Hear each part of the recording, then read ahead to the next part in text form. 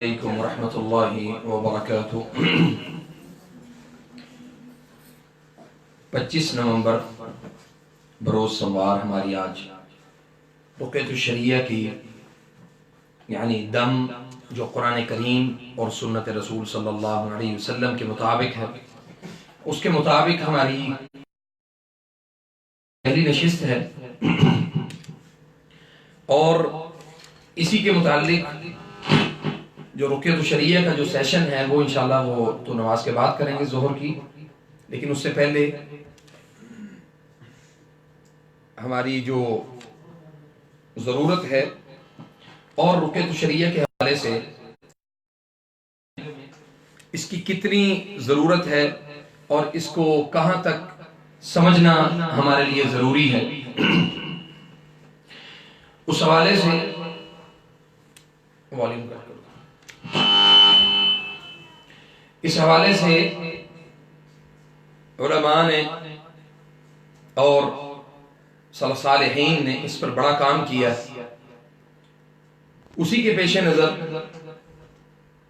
ہماری یہ کوشش ہے کہ ہم دم تو روزانہ کرتے ہیں اور معاملات کو لوگوں کے ساتھ شیئر کرتے ہیں، اور مختلف قسم کے مختلف اقسام کے جادو اور حسد اور نظر کے حوالے سے ہم چیزوں کو ڈسکس کرتے ہیں، لیکن اس حوالے سے لوگوں میں آگاہی کا جو سلسلہ ہے وہ بالکل مفقود ہے، اور اس حوالے سے ہم لوگوں کو بالکل بھی آگاہ نہیں کرتے۔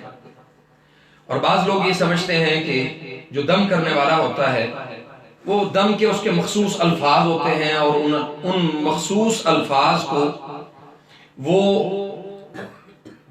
صرف وہی شخص کر سکتا ہے جو دم کر رہا ہے۔ حالانکہ قرآن کریم یہ بڑی عظیم کتاب ہے، اور قرآن کریم میں بے شمار جگہ پر اللہ تعالی نے اس کی افادیت اور اس کی قرآن کریم کی جو یعنی اس کے جو فوائد ہیں وہ ہم تک پہنچائے ہیں، اور ہر لحاظ سے یہ ایک مکمل کتاب ہے۔ ان چیزوں کو سمجھنے کے لیے سب سے پہلی چیز جو ہے وہ ہمارا یعنی ہر مسلمان کا عقیدہ توحید پر ہونا بہت ضروری ہے۔ اگر عقیدہ توحید پر ہمارا ایمان ہے تو شیاطین کا، جنات کا، جادو کا اور جادوگروں کا ہمارے اوپر جو تسلط ہے وہ بہت زیادہ بڑھ جاتا ہے۔ انہی چیزوں کو بنیادی طور پہ علاج بنیادی طور پہ الرقیۃ الشرعیہ کہلاتا ہے۔ الرقیۃ الشرعیہ کا معنی اور مفہوم بڑا واضح ہے، اس کی فطرت کے مطابق اس کا مفہوم ہے الرقیہ دم، الشرعیہ شرعی، جو شرعی دم ہے اسی کو اختیار کرنا اور اسی پر اپنے آپ کو قائم رکھنا، یہ ہماری معاشرے کی بنیادی ضرورت ہے۔ اب یاد رکھیں کہ جو دم ہے وہ دو اقسام کے ہوتے ہیں، ایک ہوتا ہے شرعی دم اور ایک ہے کفریہ دم، الرقیۃ الکفریہ اور الرقیۃ الشرعیہ۔ کفریہ جو دم ہے وہ ہمارے معاشرے میں 99% موجود ہے۔ 99% لوگ جو ہیں وہ اس کو اس طریقے سے لے کے چلتے ہیں کہ آپ ہمیں بکرے کی سری لا دیں، آپ ہمیں جو ہے اس حوالے سے کسی مریض کی چادر لا دیں، اس کے سر کے بال لا دیں، اس کے ناخن لا دیں، اور ان چیزوں کو وہ اپنے عملیات کے ذریعے سے یعنی کفریہ اعمال کے ذریعے سے شیاطین کا تقرب حاصل کرتا ہے۔ شیاطین کا تقرب حاصل کرنے کا بنیادی مقصد یہ ہے کہ جو وہ چاہتے ہیں، یعنی کہ ہمارا بنیادی جو ہماری یعنی شیاطین ابلیس کی جو بنیادی ضرورت ہے وہ ہے انسان کو اللہ تعالیٰ کے مقابلے میں نعوذ باللہ کھڑا کرنا، اور پھر انسان کا اللہ کے ساتھ مقابلے میں آ جانا، یہ کفریہ دم ہے کہ ایک انسان اس چیز کو اختیار کر لے اور پھر اس پر قائم ہو جائے۔ اللہ رب العزت ہمیں ایسے شیاطین سے اور ایسے جنات سے اور ایسے جادوگروں سے اللہ رب العزت ہم سب کو محفوظ فرمائے۔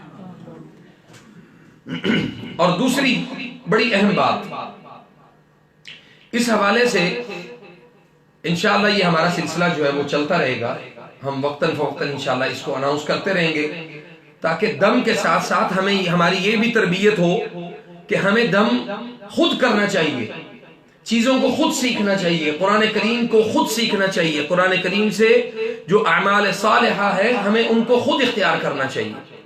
یہ وقتاً فوقتاً سلسلہ ہمارا یہ انشاءاللہ جاری رہے گا۔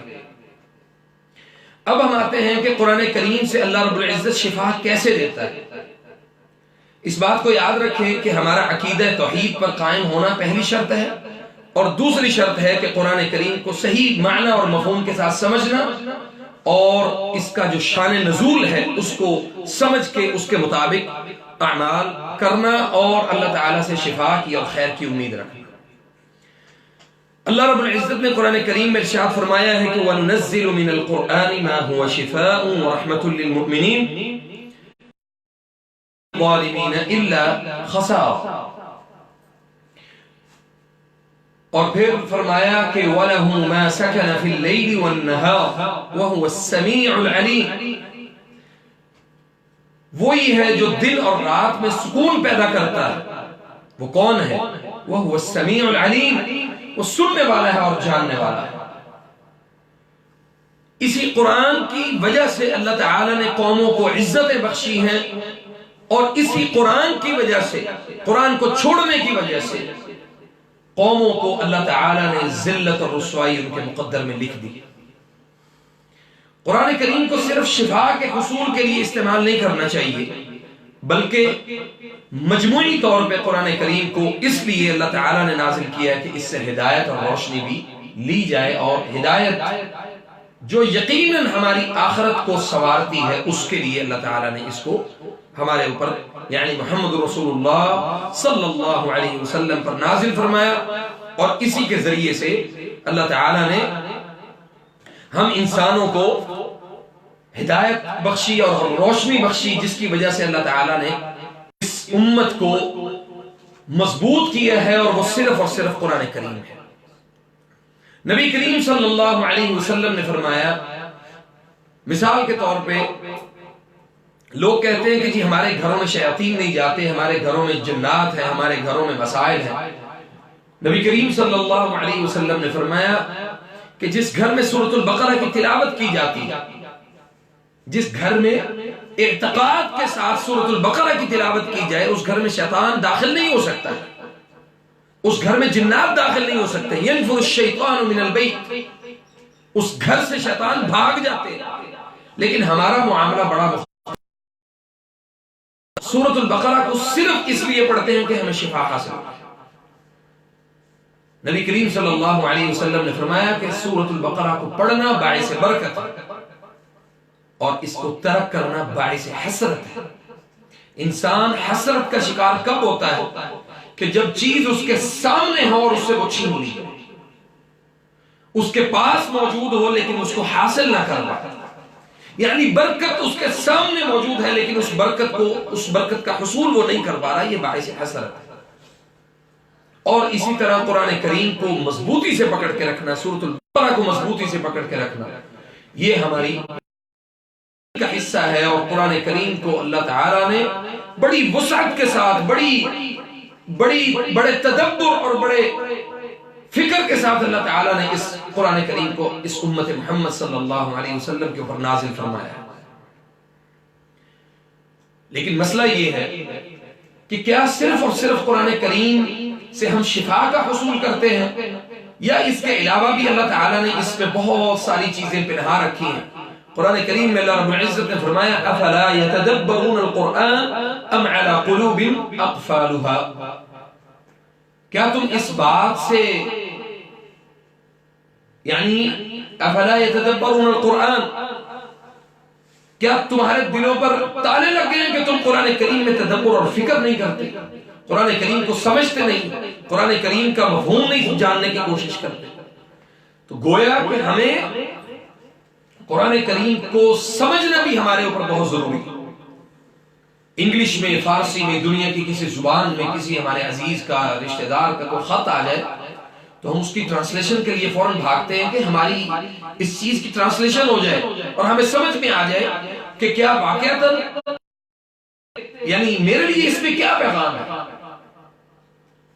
لیکن جب قرآن کریم اللہ رب العزت نے ہمارے اوپر، اس امت محمد صلی اللہ علیہ وسلم کے اوپر نازل کیا، اس امت کے لیے، ہدایت کے لیے، روشنی کے لیے، شفا کے لیے، معاملات کو بہتر بنانے کے لیے، باعث برکت اور خیر کے لیے اللہ نے نازل کیا، تو ہم نے اس کو سمجھنے سے ہم بھاگے، بہت دور بھاگے، حتیٰ کہ ہمیں قرآن کریم کو سمجھنے کے لیے ہمیں ان لوگوں کا سہارا لینا پڑا جن لوگوں نے قرآن کریم کو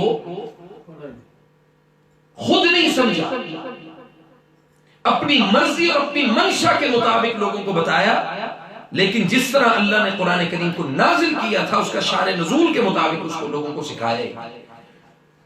اس لیے یہ مصیبتیں اور یہ آزمائشیں، یہ مسائل، یہ سب اللہ رب العزت کی طرف سے، ہمیں ان مسائل کو اللہ کے لیے خود حل کرنے کی کوشش کرنی چاہیے، اور انشاءاللہ بإذن اللہ ہم اللہ تعالیٰ سے اس پر بہت زیادہ دعا بھی کریں گے، اللہ سے اس بات پر اللہ سے مانگیں گے کہ اللہ ہمیں قرآن کریم کو صحیح معنوں میں سمجھنے کی توفیق عطا فرمائے۔ ابھی پچھلے دنوں ناروے میں جو ایک واقعہ ہوا، سب نے، پوری دنیا نے دیکھا کہ اس میں وہ ایک ملعون نے قرآن کریم کو جلانے کی کوشش کی، اور ایک عمر اسلم یا عمر سلیم نام کا ایک لڑکا، نوجوان، بھاگ کے جاتا ہے۔ وہ ایمان کی غیرت کی وجہ سے وہ بھاگ کے گیا اور جا کر کے اس عیسائی کو پکڑا اور پکڑ کے اس کو دبوچ لیا۔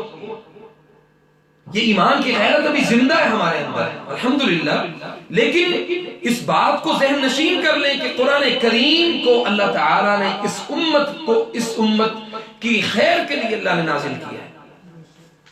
یہ ہمارے لیے بڑی خیر ہے، اور اسی سے شفا کا حصول، اسی سے زندگی کے مسائل کا حل، یہ اللہ تعالیٰ نے ہمارے اوپر فرض کیا ہے کہ قرآن کریم کو سمجھو، اللہ کے لیے قرآن کریم کو سمجھو۔ اور اگر آج ہم اس کو نہیں سمجھیں گے، اللہ ہمیں مٹا دے گا، ہماری جگہ پہ کسی اور قوم کو لے آئے گا، اور پھر اللہ اس قوم کے ذریعے سے اللہ تعالیٰ قرآن کریم کی وجہ سے اللہ اس قوم کو عزت بخشے۔ تو ہمیں اللہ تعالیٰ سے اس بات پر بہت زیادہ دعا کرنی چاہیے، اللہ سے اس بات پر ہمیں تکرار کرنی چاہیے کہ اللہم نور قلوبنا من القرآن، یا اللہ ہمارے دلوں کو قرآن کریم کی وجہ سے اللہ منور کر دے، اللہ ہمارے دلوں کو کھول دے، ہمارے دلوں کے تالوں کو کھول دے، ہمیں سمجھ میں آ جائے کہ یہ قرآن اللہ تو نے کس لیے نازل کیا۔ اب یہاں پہ 2-3 نقطے کی باتیں جو ہے میں آپ کو بتاتا چلوں۔ معاشرے میں بہت سارے عامل، بہت سارے علاج کرنے والے، بہت سارے ایسے افراد بیٹھے ہیں کہ جن کا تعلق قرآن کریم سے سرے سے ہی نہیں، سرے سے ان کا تعلق قرآن کریم سے ہے ہی نہیں، اور وہ کیا کرتے ہیں، کسی نے قرآن کریم کو کھول کے آپ کے سامنے رکھا، جی آپ کا مسئلہ یہ ہے، اور کوئی کہتا ہے کہ اپنے ہاتھ سے قرآن کریم کے اب قرآن کو کھولو، جو صفحہ نکلے گا اس کے اوپر جو مسئلہ ہوگا وہی آپ کا مسئلہ ہوگا۔ کسی نے قرآن کریم کو رسی سے باندھ کے، قرآن کریم کی بے حرمتی سب سے زیادہ امت مسلمہ نے خود کی، ہزاروں ڈھیروں ایسے تعویذات میں آپ کو دکھا سکتا ہوں، یا ایسی چیزیں آپ کے سامنے رکھ سکتا ہوں جس کے اندر میں نے دیکھا ہے اللہ کی قسم کہ قرآن کریم کو نعوذ باللہ پیشاب کے ساتھ تک لکھا گیا ہے، حیض کے خون کے ساتھ لکھا گیا ہے، اور لوگوں کو دیا گیا ہے کہ اس کو پینا۔ ایک خاتون آئی، اللہ تعالیٰ نے الحمدللہ ان کو توحید کی عقیدے کی سمجھ دی، انہوں نے بتایا کہ مجھے ایک بابا جی نے ایک تعویذ دیا ہے حمل کی حفاظت کے لیے، حمل کی حفاظت کے لیے مجھے ایک تعویذ دی، کیونکہ بہت ساری خواتین جو کہ عقائد میں، عقیدے میں سب سے زیادہ کمزور خواتین ہیں، انہوں نے کہا کہ مجھے جو خواتین، انہوں نے بابا جی نے تعویذ دیا ہے وہ لا کے انہوں نے مجھے تعویذ دکھایا، بتایا کہ جی یہ تعویذ ہے، اور اس تعویذ کو جلا کر کے پاؤں کے اوپر اس کی جو راکھ ہے اس کو پاؤں پہ لگا کے واش روم میں جانا ہے۔ میں نے کہا کہ بھی آپ ایک کام کریں، یہ تعویذ مجھے دیں، اس کو میں کھولتا ہوں اور اس کو پھر میں آپ کو بتاتا ہوں۔ جب ہم نے اس تعویذ کو کھولا، واضح طور پہ اس کے اندر آیت الکرسی، واضح طور پہ سورۃ الاخلاص، واضح طور پہ معوذتین قل اعوذ برب الفلق قل اعوذ برب الناس لکھی۔ اور ایک بات بڑی اہم سمجھنے والی کہ جو شخص آپ کو یہ بتا دے کہ جی اس تعویذ کو کھولنا نہیں، سمجھ لیں کہ وہ خناس ہے، وہ جادوگر۔ اور اس خاتون کو بھی اس بابا جی نے یہی بتایا کہ آپ اس تعویذ کو کھولنا نہیں، آپ نے اگر آپ نے تعویذ کو کھولا تو یہ الٹا آپ کے اوپر پڑ جائے گا۔ انجانے میں ہم سے اتنی بڑی بڑی غلطیاں یہ خناس لوگ کرواتے ہیں کہ ہم تصور بھی نہیں کر سکتے۔ ہمارے اوپر اگر خدا نہ خواستہ کوئی جادو کا معاملہ ہوا، 1%، 0%، 1% اگر ہمارے اوپر جادو کا مسئلہ ہوا تو ہم نے کیا کیا؟ ہم فوراً بابا جی کے پاس بھاگے۔ بابا جی کا نہ ہمیں علم کا پتہ ہے، نہ قرآن کا پتہ ہے، نہ حدیث کا پتہ ہے کہ اس بابا جی کی ایتھینٹسٹی کیا ہے، اس بابا جی کو کیا علم آتا ہے، کیا قرآن آتا ہے، کیا حدیث آتی ہے۔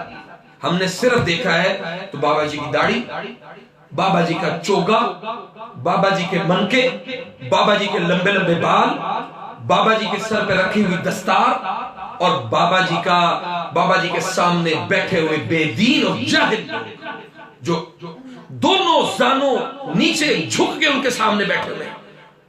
اللہ کے لیے اگر تم وہی جھکنا اللہ کے لیے ہوتا تو شاید اللہ تعالیٰ تمہیں اس مصیبت میں گرفتار نہ کرتا۔ نبی کریم صلی اللہ علیہ وسلم نے فرمایا کہ من یرید اللہ بہ خیرا یصب بہ، اللہ جس کے ساتھ خیر کا ارادہ کرتا ہے اللہ اس کو مصیبت میں مبتلا کرتا ہے۔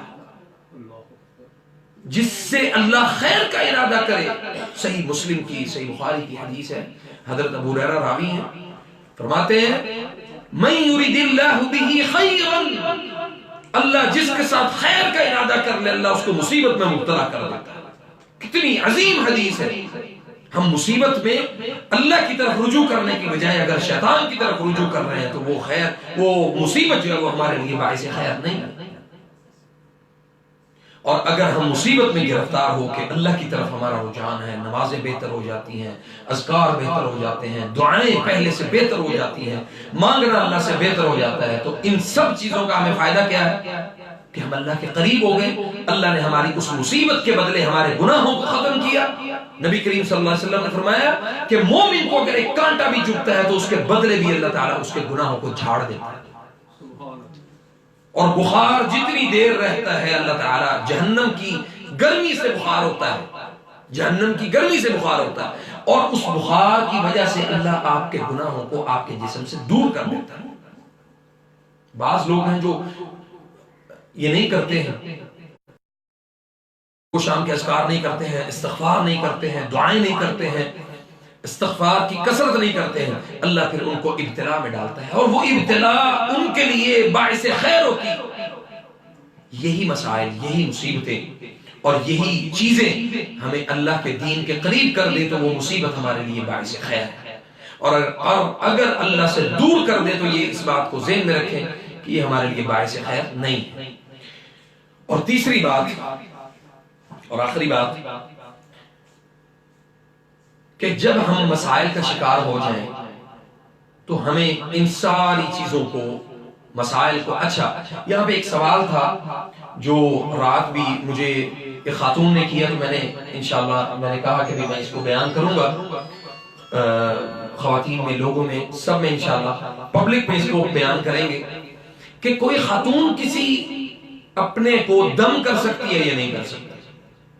مرد قوت میں، اعصاب میں مضبوط ہوتے ہیں، قوت مدافعت ان کی مضبوط ہوتی ہے، تو کیا مرد جو ہے، مرد تو چلے دم کر سکتا ہے، اس کے اندر خوف کی کیفیت عام لوگوں کی نسبت یعنی عورتوں کی نسبت کم ہوتی، اس لیے وہ دم کر سکتا ہے۔ کیا خواتین بھی دم کر سکتی ہیں یا نہیں؟ اس بات میں ذہن میں رکھیں کہ خواتین کو بھی دم کرنے کی پوری اجازت ہے، وہ خود دم کر سکتی ہیں، وہ خود قرآن پڑھ سکتی ہیں، خود دعائیں پڑھ کے اپنے اوپر دم کر سکتی ہیں۔ جیسے نبی کریم صلی اللہ علیہ وسلم نے فرمایا کہ آپ اس دعا سے اپنی اولاد کو دم کیا کرو، میں حضرت حسن اور حضرت حسین کو اس سے دم کرتا ہوں۔ وہ کون سی دعا تھی؟ اعوذ بکلمات اللہ التامہ من کل شیطان وہام ومن کل عین لام۔ اچھا، لوگوں نے کیا کیا جی؟ اس دعا لکھی، گلے میں ڈال دی، لیکن اس دعا کے ساتھ جو اعداد لکھے، عدد لکھے، وہ جادو تھا۔ اگر علم العدد، یہ جو آج ہم دیکھتے ہیں تعویذ جس میں ڈبے بنے ہوتے ہیں، جس میں خانے بنے ہوتے ہیں، 1 3 5 7 11 18 20 21 24 26، اس طرح کے جو اعداد لکھے ہوئے ہیں، وہ سب کے سب جادو کے حروف۔ اب بعض لوگ کہتے ہیں جی یہ کیسے جادو؟ میں کہتا ہوں جو علم نبی کریم صلی اللہ علیہ وسلم کی اتھینٹسٹی کے علاوہ ہے اور آپ اس کو علم مانتے ہیں اور روحانی علم مانتے ہیں، تو وہ جادو کا علم ہے، سوائے اس کے اگر قرآن کریم نازل ہوتا تو پھر اللہ تعالیٰ اس کو بھی اعداد میں نازل کرتا۔ اللہ نے حروف میں کیوں نازل کیا؟ حروف تہجی میں کیوں نازل کیا؟ الف سے یا تک حروف تہجی کو میں اللہ تعالیٰ نے کیوں نازل کیا؟ اس لیے کہ اللہ تعالیٰ نے قرآن کریم کے حروف کے پڑھنے کے بدلے، ایک حرف کے بدلے 10 نیکیاں رکھی۔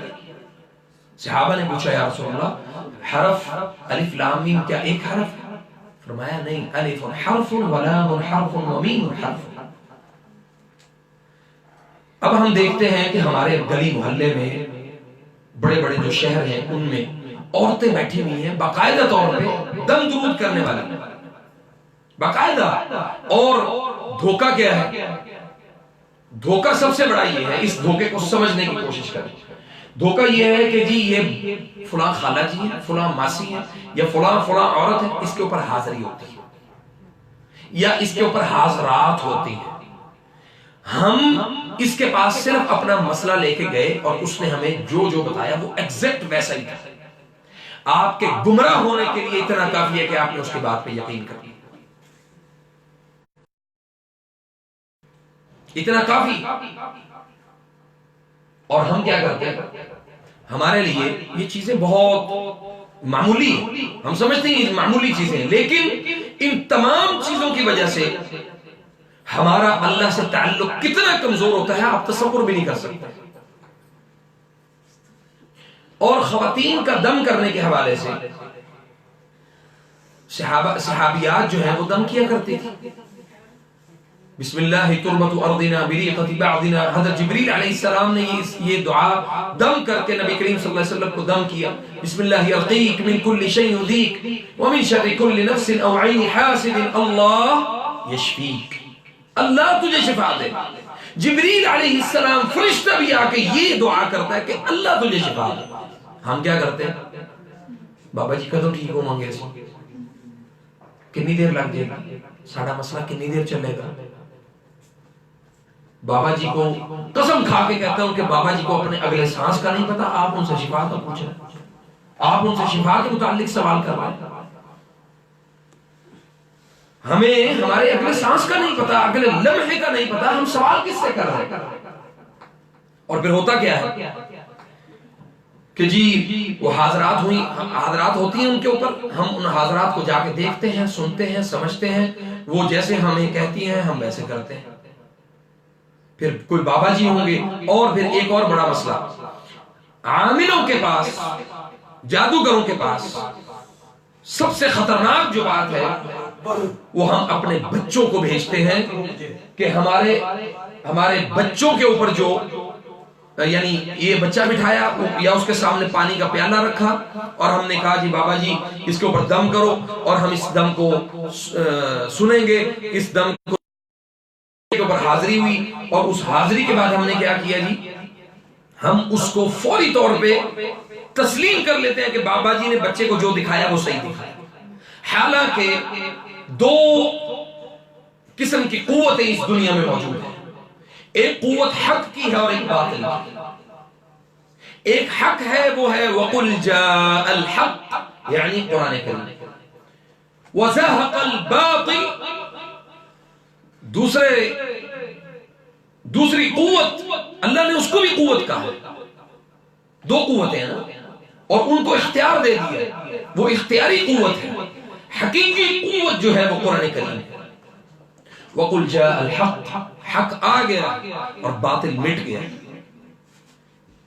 اور فرمایا إِنَّ الْبَاطِلَ كَانَ زَهُوقًا، اور باطل کو مٹنا ہی نہیں، باطل کبھی بھی قائم نہیں رہتا، صرف ہمت کرنے کی بات ہے، ہمت تھوڑی سی دکھائیں اور اپنے اندر اس بات کو پیدا کرنے کی کوشش کریں کہ بابا جی جو آپ کر رہے ہیں اس کے بارے میں مجھے دلیل بتا دیں کہ یہ قرآن ہے یا یہ حدیث ہے۔ جس دن آپ کے اندر یہ تصور، یہ دلیل، یہ قوت آپ کے اندر آ گئی سمجھنے کہ آپ نے باطل کو پچھاڑ دیا ہے، باطل آپ کے سامنے جھک جائے۔ اور اگر آپ نے باطل کو پچھاڑنا ہے، باطل کو ختم کرنا ہے، کسی بھی عامل سے یہ سوال ضرور کریں کہ بابا جی یہ تعویذ، یہ گنڈا، یہ کڑا، یہ چھلا جن کو آپ ہماری شفا کا سبب بتا رہے ہیں، ان کے متعلق ہمیں یہ صرف اتنا بتا دیں کہ میرے نبی نے عمل کیا ہے تو میں کرتا ہوں، اور نبی صلی اللہ علیہ وسلم نے عمل نہیں کیا گردن کٹوا دوں گا لیکن یہ عمل نہیں کروں گا۔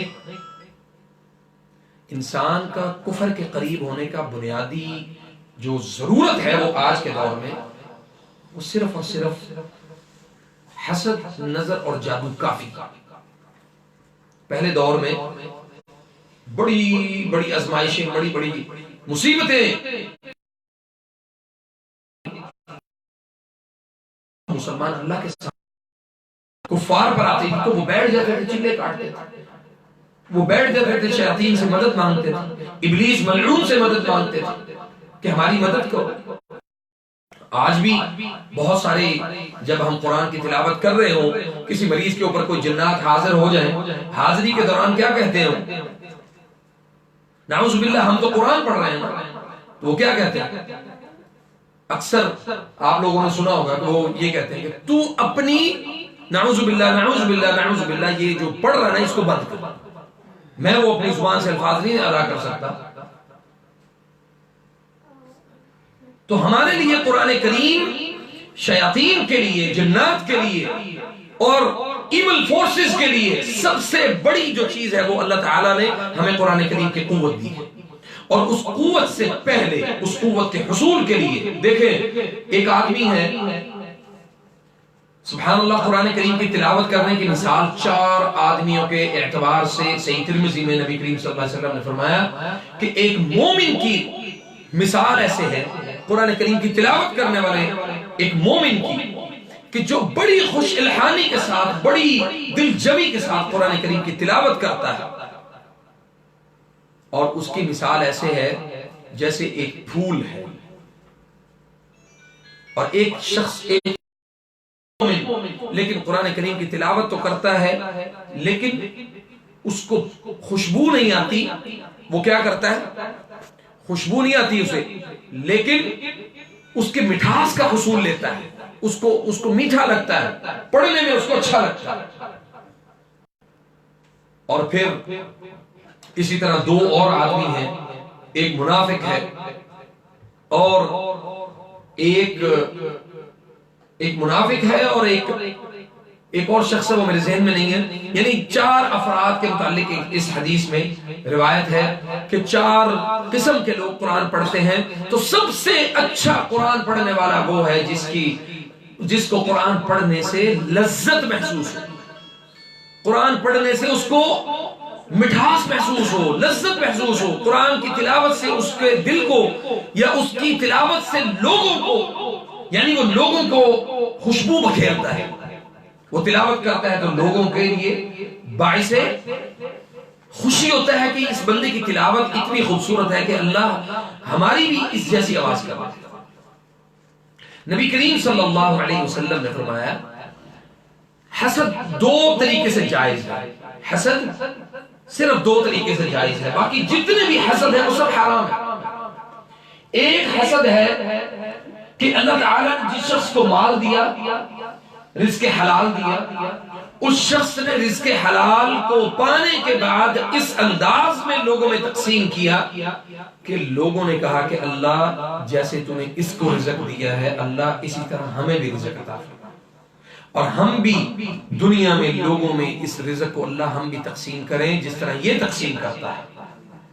اور دوسرا حسد کس بات پر جائز ہے کہ اللہ تو نے جس طرح اس بندے کو حکمت اور بصیرت عطا کی ہے، مجھے بھی حکمت اور بصیرت عطا فرما جس کی وجہ سے میں لوگوں میں فیصلے اچھے کر سکوں، لوگوں کے معاملات کو سن سکوں، لوگوں کی باتوں کو سن سکوں، لوگوں کے مسائل کو سن سکوں، اور مسائل کو سن کے اللہ میں ان لوگوں کے مسائل کو حل کرنے والا بنوں۔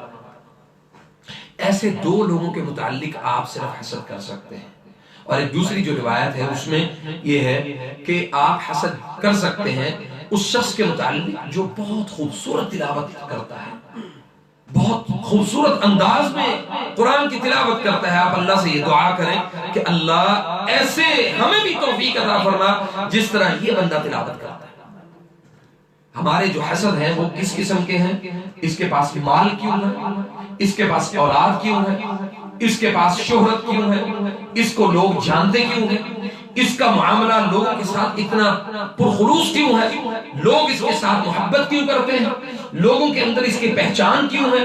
ان چھوٹی چھوٹی باتوں پر الحاسد یتمنى زوال النعم، حاسد تمنا کرتا ہے کہ اس کی نعمت کو زوال آ جائے، حاسد یہ تمنا کرتا ہے۔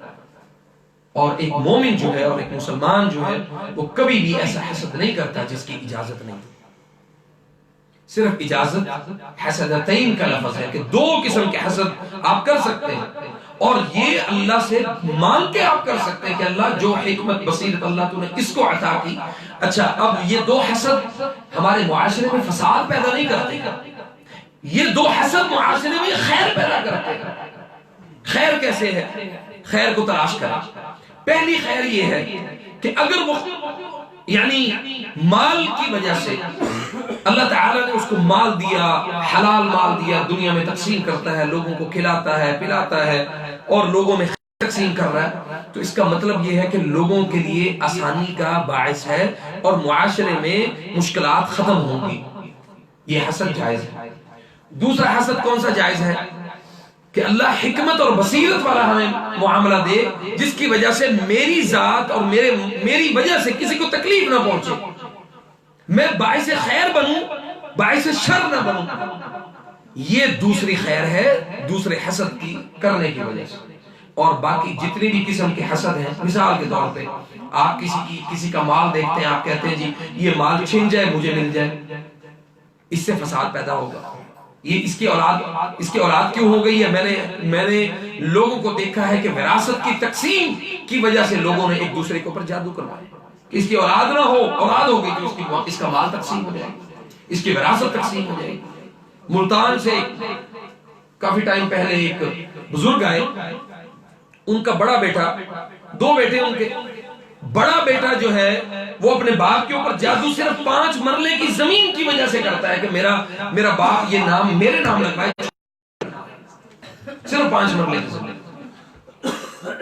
تو آپ اندازہ کریں کہ لوگوں کے لیے جو مسائل ہیں، معاملات ہیں، وہ حسد کی وجہ سے سٹارٹ ہوتے ہیں۔ جب حاسد کسی دوسرے کو ڈوبتا ہوا نہیں دیکھتا، پھر جادو کی طرف اس کا قدم بڑھتا ہے، پھر جادو کی طرف جاتا ہے کہ میں اب اس کے اوپر جادو کرواؤں، اس کو جا کے اس کی تذلیل کرواؤں، اس کو ذلیل کرواؤں، اس کو معاشرے میں اس کی عزت قائم نہ رہے۔ کتنے ایسے لوگ آئے ہیں، کتنے ایسے لوگوں نے آ کے ہمیں بتایا، یعنی ان کے اوپر جب قرآن کریم کی تلاوت کی گئی، سحر کی آیات پڑھی گئی اور جادو کی آیات پڑھی گئی، تو پھر کیا ہوا؟ انہوں نے واضح طور پہ یہ بتایا کہ ہمارے اوپر یہ جو جادو ہوا ہے وہ صرف اور صرف اس گھر کی عزت کو برباد کرنے کے لیے۔ تو سبحان اللہ، قرآن کریم میں اللہ رب العزت کیا فرماتا ہے؟ وَتُعِزُّ مَن تَشَاءُ وَتُذِلُّ مَن تَشَاءُ بِيَدِكَ الْخَيْرُ، خیر اللہ کے ہاتھ میں، کسی انسان کے ہاتھ میں نہیں۔ عزت اور ذلت یہ اللہ کے ہاتھ میں۔ کسی انسان کے ہاتھ میں نہیں. اس لیے اللہ تعالیٰ سے ہمیں کثرت کے ساتھ خیر کی طلب کرنی چاہیے کہ اللہ ہمارے لیے خیر کے ہمیشہ دروازے کھولے، ہمیں خیر بانٹنے والا بنائے، خیر کو تقسیم کرنے والا بنائے، کسی کے لیے باعث شر نہ بنے، کسی کے لیے بھی اپنے دل میں یہ بات نہ رکھیں. ایسے نہیں نبی کریم صلی اللہ علیہ وسلم نے ایک معتدل، ایک بنیادی، ایک درمیانے معاشرے کی جو نشانی ہے وہ کیا بتائی ہے؟ من سلم المسلمون من لسانه ويده. ایک معتدل معاشرے کی بنیادی ضرورت کیا ہے کہ ایک مسلمان اپنی زبان اور اپنے ہاتھ سے کسی دوسرے مسلمان کے لیے تکلیف کا باعث بنے. لیکن سبحان اللہ تعالیٰ سے ہمیں ہمیشہ خیر کی اور بھلائی کی دعا کرنی چاہیے، اور اللہ تعالیٰ کے سامنے اس بات کو تسلیم کرنا چاہیے کہ اللہ ہمارے گناہ زیادہ ہیں اور نیکیاں ہماری کم ہیں. اللہ ہمارے گناہوں کو ختم کر دے، نیکیوں کو بڑھا دے، اور ہماری زندگی میں جب تک ہم زندہ ہیں اللہ ہمیں اخلاق والا بنا، ہمارے اخلاق کو اللہ بہتر بنا. نبی کریم صلی اللہ علیہ وسلم نے فرمایا کہ میرا اخلاق پورا قرآن ہے. حضرت عائشہ رضی اللہ تعالی عنہ سے پوچھا کہ نبی صلی اللہ علیہ وسلم کا اخلاق کیسا تھا؟ فرمایا کہ تم نے قرآن نہیں پڑھا، تم نے قرآن کو نہیں دیکھا، قرآن کو نہیں سنا، قرآن کو نہیں پڑھا.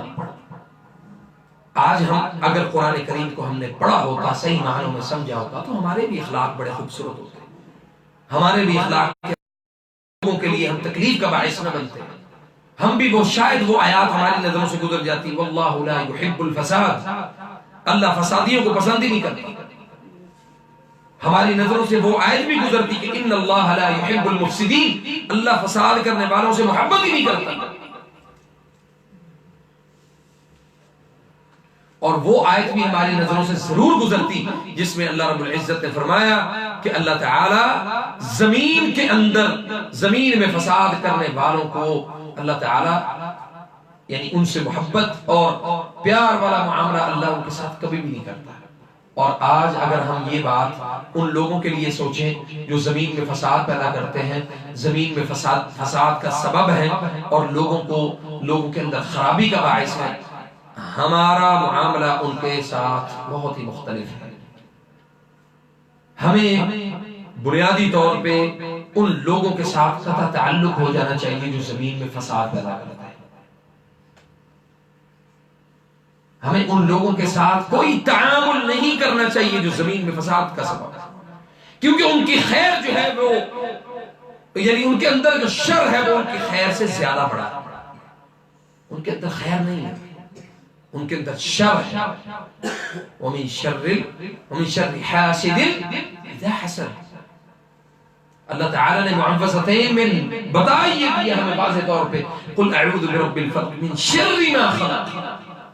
شر ہے تو اللہ نے بیان کیا، من شر ومن شر غاسق اذا وقب ومن شر النفاثات في العقد. اور اللہ نے یہاں پہ بنیادی طور پہ بیان کس کو کیا ہے؟ ان عورتوں کو جو نفاثات فی العقد، گرہ لگانے والی عورتیں. اس چیز سے یہ بھی ثابت ہوتا ہے کہ عورتیں زیادہ حسد کرنے والی، عورتیں زیادہ فساد پیدا کروانے والی. عورتوں کے اندر فساد کی شرح مردوں سے زیادہ ہے. عورتوں کے اندر اس بات کی کمی ہے، یہ اللہ کی طرف سے اللہ نے کمی رکھی کہ حکمت اور بصیرت اللہ نے عورت کو نہیں دی. اللہ نے اس کے اندر پیار اور محبت کو اللہ نے بڑا مضبوط کیا، لیکن حکمت جو ہے وہ اللہ نے مرد کو دی. یؤتی الحکمت فقد اوتی خیرا کثیرا. جس کو اللہ نے حکمت دے دی اللہ نے اس کے اندر خیر، بہت بڑی خیر اللہ نے اس کے اندر پیدا کر دی. تو اللہ تعالیٰ سے یہ دعا کرنی چاہیے کہ اللہ ہمیں حکمت والا بنا اور ہمیں دانائی والا بنا، ہمیں حکمت اور دانائی کے ساتھ لوگوں کے فیصلے کرنے والا بنا، اور ہماری وجہ سے کسی کو فائدہ پہنچے، ہماری وجہ سے کسی کو نقصان نہ پہنچے. تو اللہ تعالیٰ سے ہم دعا کریں گے کہ انشاءاللہ اللہ تعالیٰ ہمیں سارے معاملات میں خیر بانٹنے والا بنائے اور شر سے اللہ ہم سب کو محفوظ فرمائے. और इंशाअल्लाह बिइज़्निल्लाह जो हमारा नेक्स्ट जो भी हमारा सेशन होगा उसमें हम इसको बड़ी वजाहत के साथ इसका ऐलान भी करेंगे इंशाअल्लाह। और फिर जादू की अक़साम क्या होती हैं, जादू किस वक्त होता है, कौन लोग करवाने वाले होते हैं, जादू कैसे दफन किया जाता है, इस पर हम डिटेल से इंशाअल्लाह बात करेंगे। ये हमारी नशिस्त जो है ना वो आज पहली थी, इंशाअल्लाह आइंदा भी इसका सिलसिला हम जारी रखेंगे। दुआए खैर के लिए इंशाअल्लाह ताला सब हाथ उठाएंगे और इंशाअल्लाह दुआ करेंगे। बिस्मिल्लाहिर्रहमानिर्रहीम, अल्हम्दुलिल्लाहि रब्बिल आलमीन, अल्लाहुम्मा लकल हम्दु कुल्लुहु दिक्कहु व जिल्ला, अल्लाहुम्मा लकल हम्दु या मन तवहहत बिल मलकूति वल जबरूत, मलकत फक़हरत, खलक़त फ़अमरत, ला तग़ीब व ला तफूत, सुब्हानक अंतल वाहिदुल अज़ीम في جلاله وقدسه، أنت الكبير المتعال العالم بكل حال يا رب العالمين. اللهم اشف مرضانا ومرضى المسلمين، اللهم اقض حاجاتنا وحاجات المسلمين. اللهم إنا نعوذ بك من شر حاسد إذا حسد، اللهم إنا نعوذ بك من شر حاسد إذا حسد، اللهم إنا نعوذ بك من أنفس الجن وأعين الإنس يا رب العالمين. اللهم اغفر لنا وارحمنا ولوالدينا وارحم موتانا وموتى المسلمين. اللهم اغفر لنا ذنوبنا وخطايانا يا أرحم الراحمين. اللهم إنا نعوذ بك من جهد البلاء ودرك الشقاء وسوء القضاء وشماتة الأعداء يا رب العالمين. اللهم اغفر لنا وارحمنا يا أرحم الراحمين. يا مالك الملك ذو الجلال والإكرام، يا مالك الملك ذو الجلال والإكرام، يا مالك الملك ذو الجلال والإكرام، يا أكرم الأكرمين، يا ألطف اللطفاء ويا ألطف اللطفاء. سبحانك يا عليم يا سميع، من كان في حرزك وكان في كلامك اغفر لنا وللمؤمنين والمؤمنات والمسلمين والمسلمات الأحياء منهم والأموات. اللهم خالف بين كلمتهم وزلزل أقدامهم وأنزل بهم بأسك الذي لا ترده عن القوم المجرمين يا أرحم الراحمين. اللهم صل وسلم وبارك على عبدك ونبيك محمد صلى الله عليه وسلم تسليما كثيرا. وآخر دعوانا أن الحمد لله رب العالمين. فهو إن شاء الله بإذن الله تعالى إن شاء الله.